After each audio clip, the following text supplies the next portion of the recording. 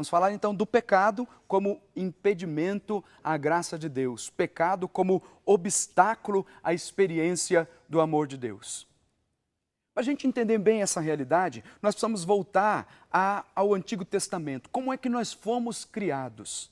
O homem e a mulher foram criados à imagem e semelhança de Deus, portanto, participando ativamente da natureza divina, um relacionamento perfeito com Deus, até que o pecado mancha a vida do ser humano, fruto da desobediência dos nossos primeiros pais, tem a tentação da serpente enganadora, os nossos primeiros pais desobedecem a Deus e essa desobediência faz com que o pecado entre na história da humanidade. A entrada do pecado na história da humanidade feriu a dignidade humana. O homem, criado à imagem e semelhança de Deus, portanto, com a graça da santidade, tem então o seu rosto desfigurado, porque o pecado desfigura o ser humano.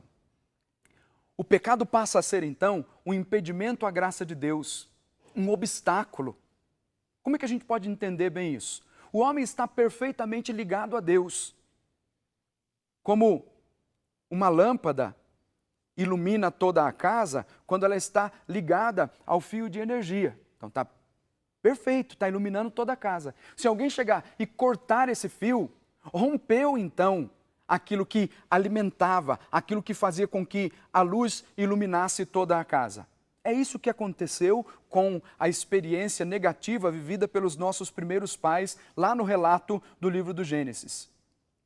Aquele relacionamento perfeito que tinham com Deus foi rompido, estabeleceu-se então um obstáculo, a tal ponto de São Paulo nos ensinar dizendo: todos pecaram e destituídos estão, privados estão da graça de Deus. Ora, Deus não criou o homem para o pecado, criou-o dotado da capacidade de escolher, é verdade. E com essa capacidade de escolher, cedeu então à tentação enganadora da serpente e acabou cometendo o pecado. Ficou ferido então o relacionamento entre o homem e Deus. Não é que Deus se ausentou da vida do homem, mas é que o pecado o separou. Houve então um obstáculo, um muro de separação se colocou entre o homem e Deus. Só que Deus nunca desistiu de vir ao encontro do ser humano. Estabeleceu um plano chamado plano de salvação para resgatar o homem da condição de pecado e elevá-lo, devolver-lhe a dignidade original. Então veja, primeiro nós identificamos que há um obstáculo e esse obstáculo se chama pecado. Toda vez que nós cometemos um pecado, nós saímos da graça de Deus, saímos do estado de graça para literalmente viver num estado de desgraça, apesar dessa palavra ser uma palavra feia, não fazer parte do nosso vocabulário do dia a dia, mas desgraça quer dizer estar fora da graça, sem a graça de Deus. É o que o pecado faz com a vida do ser humano, tira-o da santidade, tira-o da vida da graça. Isso passa a ser então um impedimento de que a pessoa faça uma experiência de Deus. Aí há um processo de acusação por parte do diabo, há um processo de sentimento de inferioridade da pessoa, porque cometeu o pecado, se acha mesmo indigna da graça de Deus, e o obstáculo vai crescendo cada vez mais. Aquele muro de separação vai crescendo cada vez mais. Qual é o processo necessário para que rompamos esse obstáculo, para que a nossa vida seja religada novamente a Deus? Ora, o religar, tal como o exemplo que eu dei da lâmpada ligada ao fio de energia, essa religação faz com que a luz ilumine toda a casa novamente. Nós precisamos então nos religar a Deus. Como é que se dá? Qual é o processo que faz com que nos religuemos a Deus ou com que derrubemos esse obstáculo para voltar a viver a experiência da graça de Deus? Você pode achar que é complicado isso, que é muito difícil, porque, afinal de contas, ultrapassar obstáculos é muito difícil. Quando a gente fala de obstáculo, tem um obstáculo grande. Então, vai precisar de muita força, vai precisar de muito esforço, de muita força de vontade para ultrapassar esse obstáculo. Se você acha que é assim, então vamos desvendar esse segredo dizendo que não é difícil, é fácil. Se estabeleceu um caminho para que nos reconciliemos com Deus e voltemos à vida da graça. Como é que se dá isso?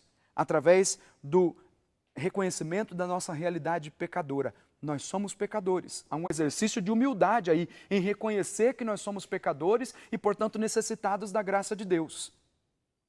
Então, em primeiro lugar, nós precisamos de uma graça especial da parte de Deus que nos convença da realidade pecaminosa, da realidade de pecado, da nossa realidade pecadora, para depois voltarmos à graça de Deus.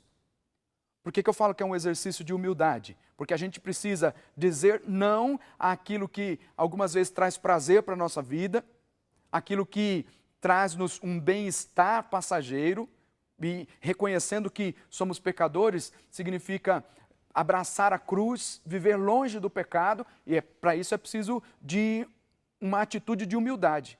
Deus resiste aos soberbos, mas dá a sua graça de forma inesgotável para os humildes. Então o arrependimento, é esse o segredo, é arrependimento.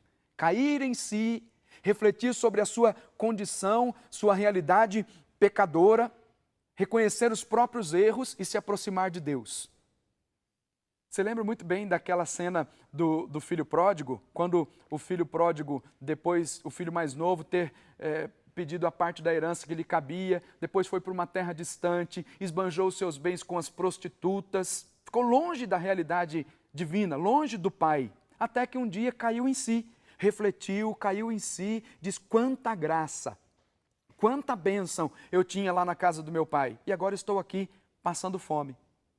Há uma degradação psicológica, uma degradação moral, uma degradação religiosa, ele perde completamente a sua liberdade, até que se vê numa situação tão difícil que não tem nem o que comer e continua lembrando da realidade que vivia na casa do seu pai.